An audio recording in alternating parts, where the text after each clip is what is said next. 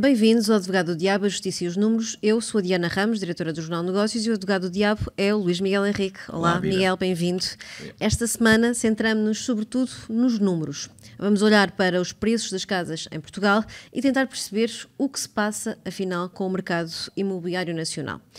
Está Portugal a escapar à tendência de descida que já se começa a sentir noutros países? Nada melhor por isso que Miguel Poisson, ele é CEO da Sotheby's International Realty em Portugal, para nos ajudar a perceber o que é que está a acontecer, afinal, com o mercado imobiliário português. Miguel, bem-vindo ao Advogado do Diabo. Vamos então aos números, como dizia há pouco. Em 2023...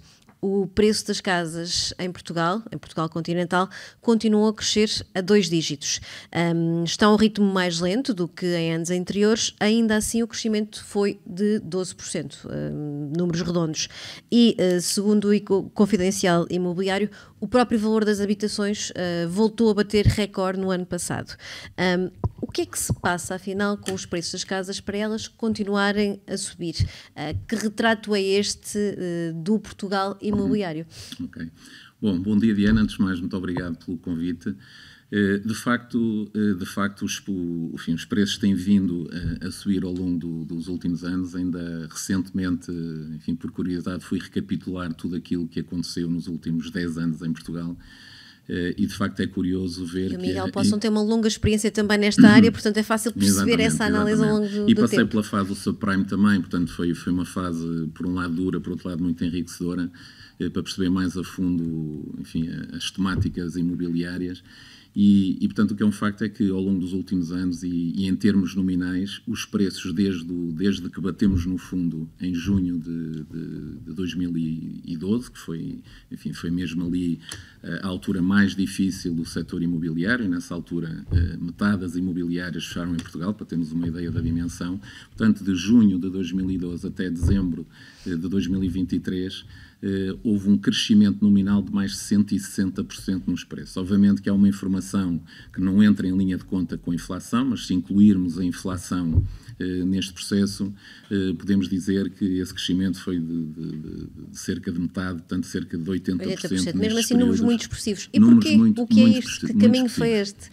E, portanto, o que aconteceu ao longo do tempo, e isto partimos de um princípio, enfim, obviamente só para referir, isto é falar do mínimo até ao topo. É o contexto histórico, naturalmente. O que, se nós formos olhar em termos reais, e é curioso ver, eu falava ainda há pouco tempo com o Ricardo Guimarães do Confidencial Imobiliário, o Ricardo dizia-me, enfim, num estudo bastante curioso, em que se nós no topo, ou na parte mais baixa, em meados de 2012, se nós projetássemos o crescimento pela inflação, isto quereria dizer que nós chegaríamos a 2019 e é 2019 onde nós realmente voltamos àqueles valores como se a crise do subprime não existisse.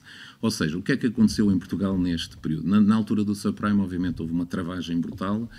A concessão de crédito em Portugal, para termos uma ideia, baixou de mais de 90% entre 2007 e 2012, que foi uma altura muito complicada.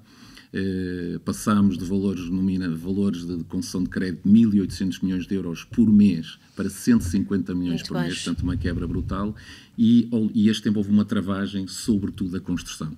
E hoje em dia estamos no mercado com uma escassez enorme de oferta, e se olharmos para as 3 últimas décadas em Portugal, portanto a década de 80, a década de 90 e a primeira década deste século, vemos que a construção era de mais ou menos 700, 800 mil fogos por década, e nesta última década, portanto, falando em resumo entre 2010 e 2020, ou mais concretamente 2012 e 2022, foi pouco mais de 100 mil o número de construção. Ou seja, houve aqui um déficit brutal, e acho que estas coisas é importante contextualizá-las e pô-las a nível europeu e comparando com outros países. Isto representa cerca de 17 unidades novas construídas por 1000 habitantes, quando em comparação com a Europa, e fazendo uma média da Europa, estamos a falar de 45 unidades construídas por 1000 habitantes de construção nova. E se nós formos falar, ainda por cima, de países onde, por Por exemplo, como a Alemanha construiu muito mais ainda do que a média europeia, a Alemanha construiu 8 vezes mais do que Portugal nessa década. Portanto, nós neste momento estamos a pagar o preço de um déficit, claro, de oferta e, obviamente, enfim, um conjunto de outras situações, mas eu diria que quando há uma procura que vai crescendo, os estrangeiros que descobrem Portugal, etc., portanto, nós estamos a chegar a uma situação em que, de facto, há muito mais oferta de procura e, neste momento, a palavra da ordem é construir. E já lá vamos à procura, porque também convém descrevê-la mais à frente. Luís Miguel Henrique, este ciclo de subidas a que assistimos, já foi aqui muito bem explicado historicamente pelo Miguel Poisson, é sustentado, acredita que este efeito externo de alguns estrangeiros também a começarem a investir em Portugal, olharem para Portugal e a decidirem morar no país, vai continuar a alimentar também este efeito de procura de que fala o Miguel Poisson?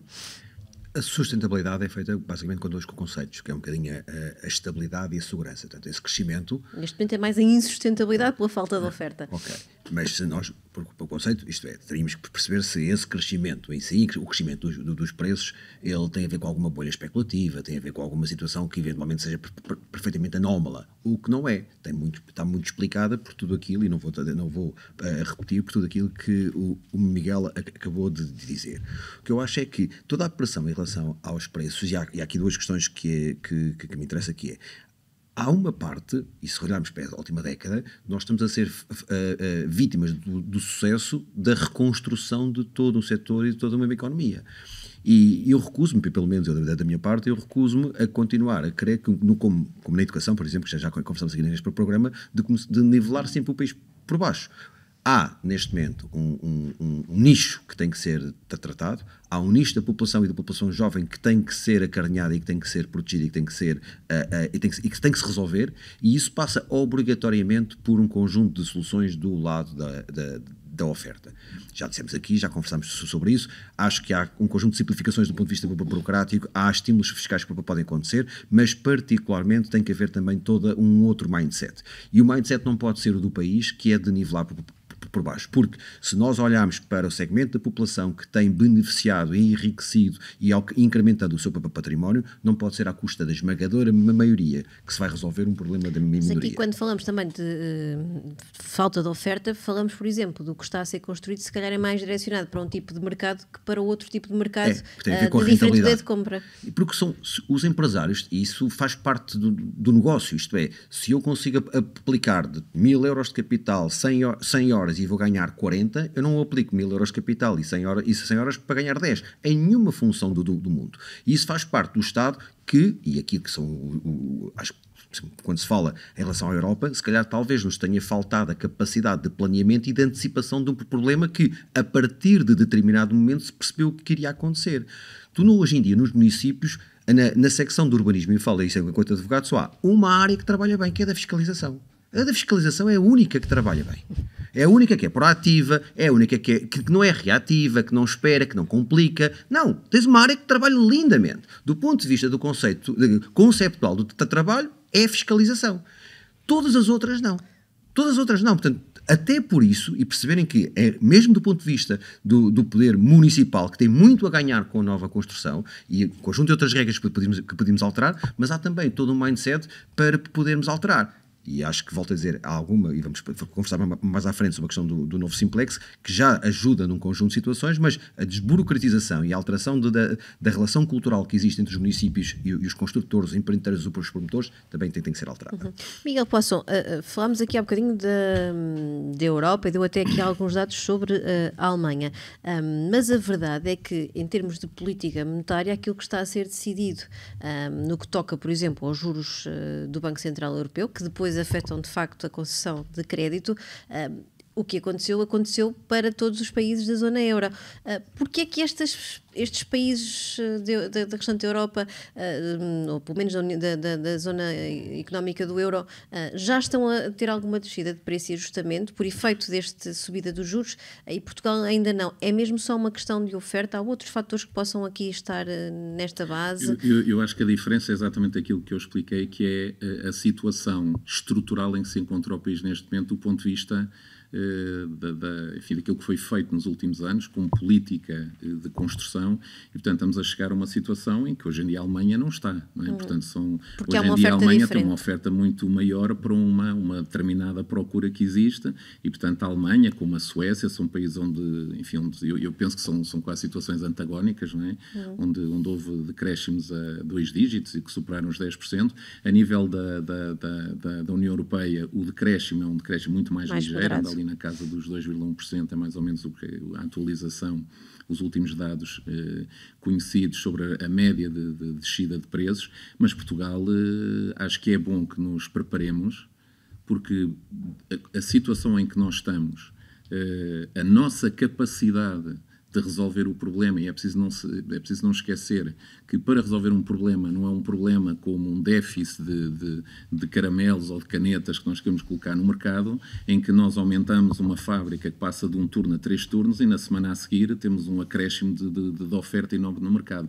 Nós aqui, da maneira como nós estamos, esperemos que o Simplex venha a ajudar um bocadinho, porque é uma situação absolutamente crítica neste momento, nós conseguimos acelerar este processo, porque nós vamos ter, continuando como estamos, vamos ter 4, 5, 6, 7 anos de escassez de oferta em Portugal, com os preços a continuarem a evoluir justamente por déficit de oferta. E portanto, o que é que acontece com a construção nova? De facto, não é fácil fazer construção nova em Portugal por causa dos custos? É muito difícil, os custos são uma coisa, mas eu acho que ainda mais do que os custos são os processos de licenciamento, não é? Hoje em dia é uma questão de fazer as perguntas a pegar em 10 ou 20 promotores e perguntar qual é que é o principal problema em Portugal. Aliás, há estudos sobre isso, e ao longo dos últimos anos, sistematicamente, o principal problema, o principal receio, a principal variável que impede os investidores e os promotores de avançarem é a morosidade dos licenciamentos. Um promotor não pode esperar 4 anos, 5 anos,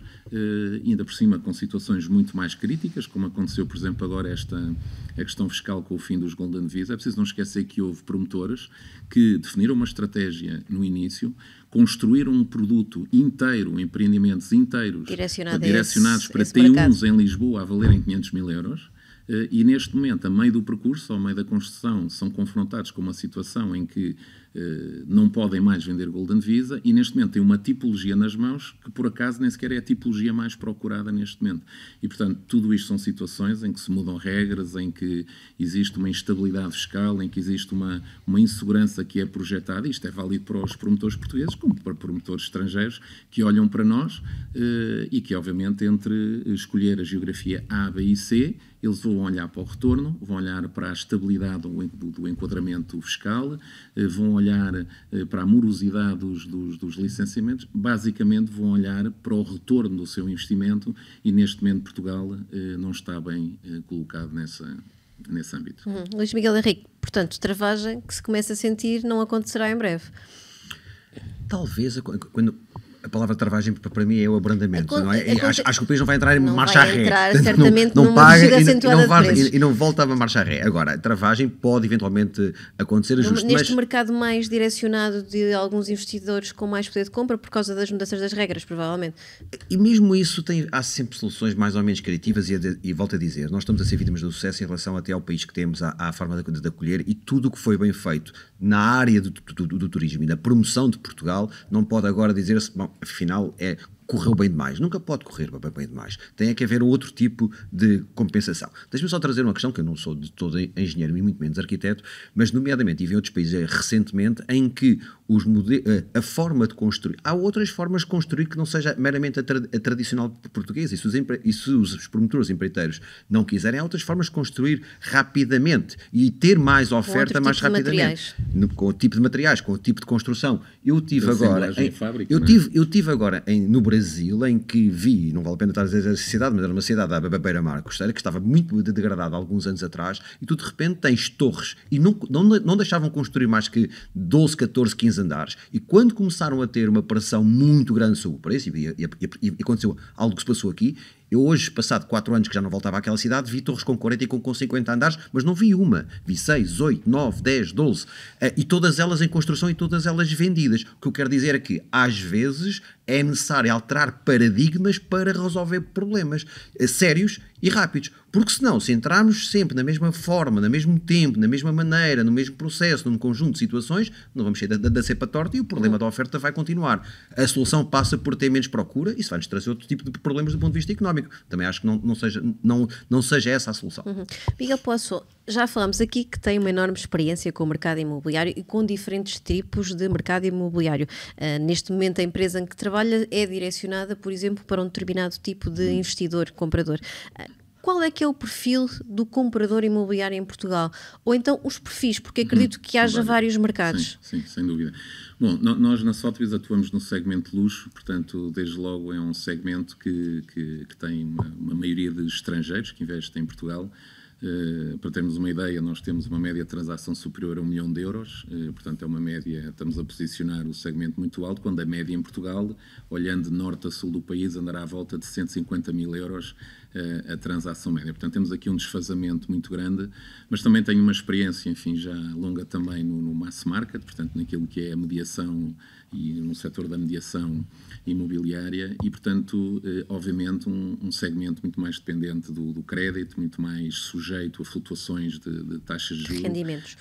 Quando na Sotheby's nós a esmagadora maioria dos nossos clientes são clientes que entram com capitais próprios nas operações e, portanto, são segmentos completamente diferentes. Dentro deste segmento mais alto, curiosamente, houve aqui mudanças ao longo dos últimos anos. Os americanos não faziam parte do top 5 há cerca de 5 anos e hoje lideram com uma diferença grande relativamente aos outros. Nós, cerca de 25% dos compradores estrangeiros da Sotheby's são americanos. Obviamente também pela força que a marca tem nos Estados Unidos. Substituiu o mercado francês? Sim. No segmento alto ultrapassou de longe o segmento francês. Também um bocadinho pelo posicionamento da marca. Nós estamos em mais de 80 países e nos Estados Unidos em particular temos uma força muito grande que nos traz muitos compradores, enfim, internamente no nosso processo interno de referenciação de compradores. E, portanto, o que nós sentimos, e é curioso, e falando um bocadinho com essas pessoas, porque eu acho que às vezes há decisões, fala-se muito do Trump, pessoas que fugiram das políticas do Trump porque não se identificavam, alguns envergonhados inclusivamente, e que vieram para a Europa, e dentro da Europa muitos vieram para Portugal. Há outras questões muito importantes, são questões familiares, são questões de bem-estar familiar, de segurança. Curiosamente, só desvendando aqui um bocadinho uma conversa que tive há pouco tempo com os americanos que diziam que em Portugal tinham vindo e tinha havido ali um wake-up call, que foi quando uma das filhas chegou a casa e disse ao pai que tinham estado na escola a fazer um simulacro e a treinar como é que poderiam reagir face um tiroteio, enfim. E o pai tomou consciência, foi assim uma tomada de consciência e pensou, não, isto eu não vou estar a educar os meus filhos num país em que vão para a escola e aquilo que lhes estão a ensinar é este tipo de práticas, portanto tomaram a decisão de vir para a Europa. E porquê Portugal? Porque Portugal, de facto, e às vezes é preciso deixar os estrangeiros falarem de Portugal muito mais do que nós, mas de facto com todos os problemas que nós temos um mix de muitas variáveis que posicionam Portugal a um nível muito alto, que seja a nível de segurança, qualidade de vida, uma questão muito importante que é a integração, ou seja, nós não temos problemas de guetos, não temos problemas raciais graves em Portugal, problemas de integração, dá aqui um género de não digo de uma mão invisível do Adam Smith, mas uma outra mão invisível que faz com que haja um encaixe religioso, portanto étnico, de nacionalidades, que de facto, com alguns problemas que existem, mas muito poucos face a outros países. Portanto é um destino e de facto a procura que nós temos, que é muito grande, para além dos americanos temos, obviamente os ingleses são a segunda nacionalidade, os britânicos e continuam a investir muito no Algarve, franceses obviamente são importantes, os alemães são alemães e italianos começam a aparecer também com um peso importante e os brasileiros que sempre tiveram, brasileiros segmento alto e elevado a virem para Portugal também. Miguel, António Ramalho, que é um gestor que conhece bastante bem o setor financeiro e que também vai prestando atenção a estes temas da habitação e da procura pelo crédito e da construção nova, disse há dias que se os preços começarem a cair, isso também não é bom para os proprietários. Ora, Portugal é de facto um país de proprietários. Há um problema com os mais jovens, mas o grosso da população já tem a sua casa. O que é que significa esta desvalorização dos preços das casas? Eu já discordei muito do Dr. António Ramalho quando ele era CEO do novo banco por questões profissionais, mas tenho que concordar em absoluto com isso. Deixa-me dizer o seguinte, que eu fui buscar, eu também ali, e há uma frase muito importante que é, dando ênfase a isso, e dizer que essa é a esmagadora maioria da nossa população e que não me parece que deve ser prejudicada, há uma frase muito importante nessa frase que é, naturalmente, cuidar dos mercados que não têm acesso às casas neste momento. Ele tem o cuidado de complementar a ideia. E eu acho que é aqui que tem que ser o foco. Não podemos fazer do problema, do menor problema da população, a esmagadora maioria. Porquê? E volto a dizer isto e ensino. Porque é algo que eu tenho nos últimos anos resistido, que é ao nivelamento por baixo de Portugal. Cada vez que não se consegue fazer o país crescer, então vamos nivelar toda a gente para baixo. E isso não pode acontecer. E eu acho que esta frase do António Ramalho diz assim, ok, atenção, vamos olhar aqui para a questão, 70% das pessoas têm casa própria, 67% têm a casa paga, mas há aqui um problema. E aqui, particularmente, estes mercados que não têm acesso às casas, é aí que nós temos que concentrar a energia, é aí que temos que concentrar a criatividade. Só para complementar aquilo que ainda há bocadinho o Miguel estava aqui a dizer, que é, nós andámos anos a tentar promover Portugal como a Califórnia da Europa. Resultou. No momento em que conseguimos dizer assim, não, afinal não era bem isto que queremos. Não, era isto que queremos. Foi para isto que andámos a lutar e a procurar durante décadas. Foi do desequilíbrio do outro lado. Acho é que não foi planeado, acho é que não foi antecipado algumas das questões colaterais que daí adivinham. Agora cumpre resolver e tentar resgatar o tempo perdido e, obviamente, não deixar que estas novas gerações fiquem sem aquilo que os seus pais e os seus avós tiveram. Acho que são duas coisas distintas e o problema não pode ser, a solução do problema não pode ser nivelar toda a gente por baixo. Isso recuso. Vamos aqui novamente à questão do Simplex e da simplificação administrativa.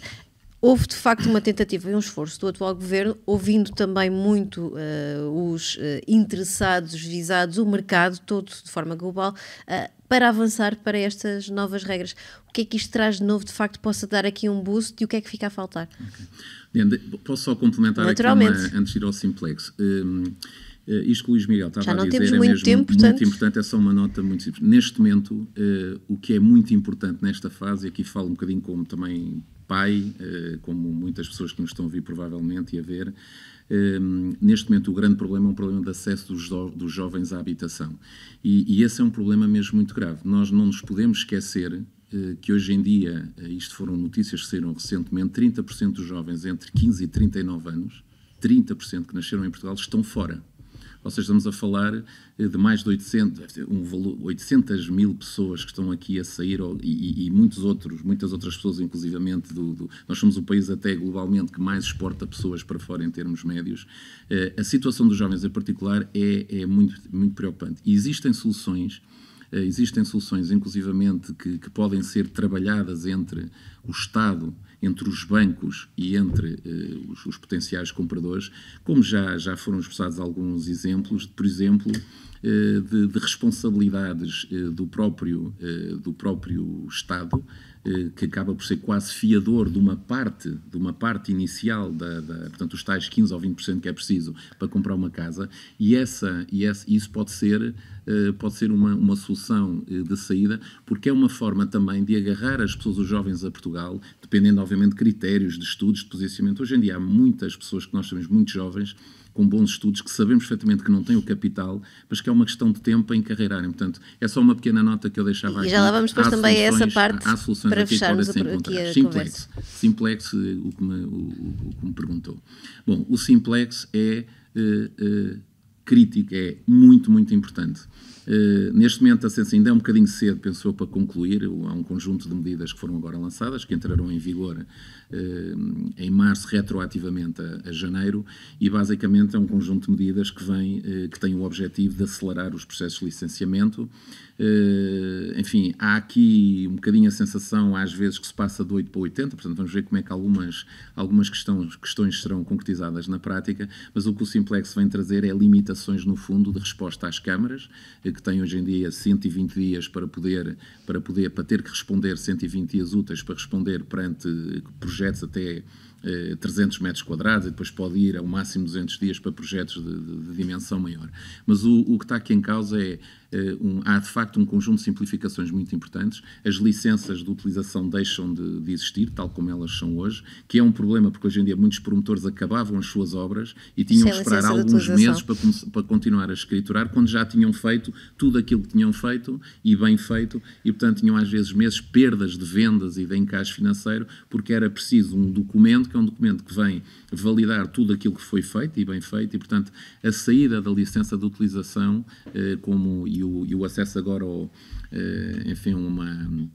a aprovações tácitas ao fim de determinado tempo, se a Câmara, se os municípios não derem resposta, são aspectos muito importantes.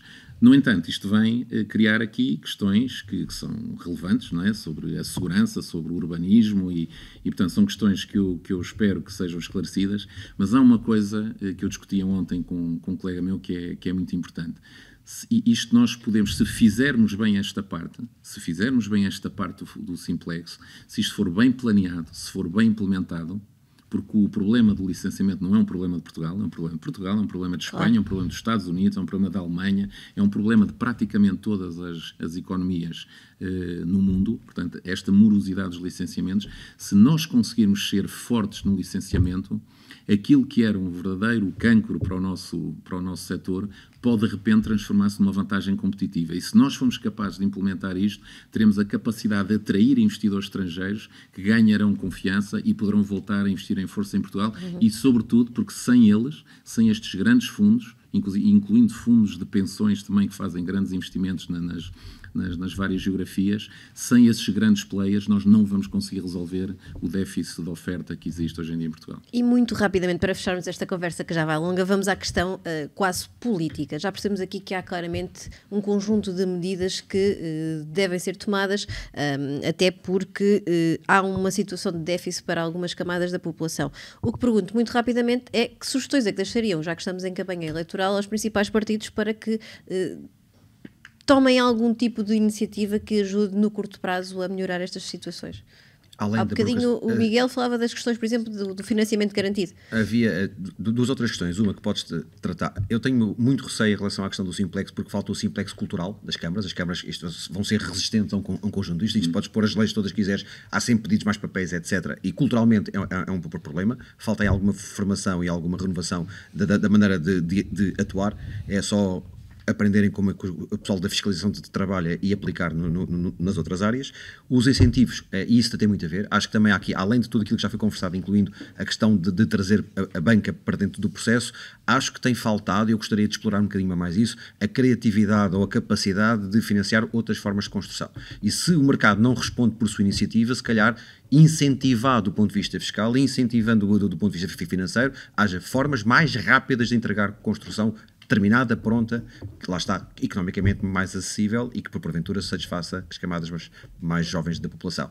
Rapidamente seriam essas duas questões. E eu posso, fica para si o gosto de fechar também com as suas ideias para deixar como sugestões. Bom, eu não costumo não vou tecer comentários políticos relativamente, vou deixar do ponto de vista na verdade, da mediação de cidadão, vou deixar a minha opinião. Cidadão e profissional que atua neste setor. Eu acho que há 4 coisas muito importantes. Uma, burocracia, resolver esta questão da burocracia. O Simplex pode ser um princípio, vamos ver, ponto número 1.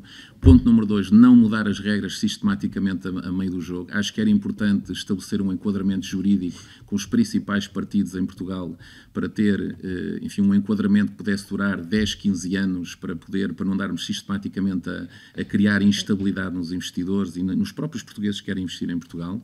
Segundo ponto. Terceiro ponto, os jovens. Nós temos que olhar muito para os jovens. Os jovens são o futuro do país e, portanto, o acesso à habitação é muito importante para os reter em Portugal. E uma quarta e última que eu acho que abrange e que nos toca a todos. Hoje em dia, num país que tem o PIB per capita, que é o 16º país da zona euro em 20, com o PIB per capita mais baixo, numa altura em que tomamos estas decisões todas, o que eu apelaria é à tentativa de olhar para um aumento de salários em Portugal, porque esse é que é um verdadeiro problema em Portugal, é que os salários são muito baixos, um país onde 20% das pessoas ganham salário mínimo, onde o salário médio é pouco superior a 1.200 euros. Isto não é realidade, portanto o apelo é este, olhar para formas de atrair e de não criar barreiras, de olhar para a educação de uma forma de facto profunda e crítica para o desenvolvimento do país e, sobretudo, não criar entraves para que as pequenas e médias empresas possam desenvolver, mesmo que isto signifique taxas de tributação muito baixas. É preciso trazer jovens que criem empresas, que criem riqueza, porque nunca teremos salários altos sem riqueza em Portugal. Esse tema dos salários, aliás, já daria vários programas com muitos convidados ao longo destas semanas, porque é de facto um dos temas mais referidos também aqui nestas conversas. Muito obrigada. Está assim feita mais uma análise desta semana, desta vez de olhos postos no mercado imobiliário. Obrigada, Miguel Poço, por se ter juntado a nós, e obrigada, Luís Miguel Henrique, assim que nos acompanha. Até para a semana.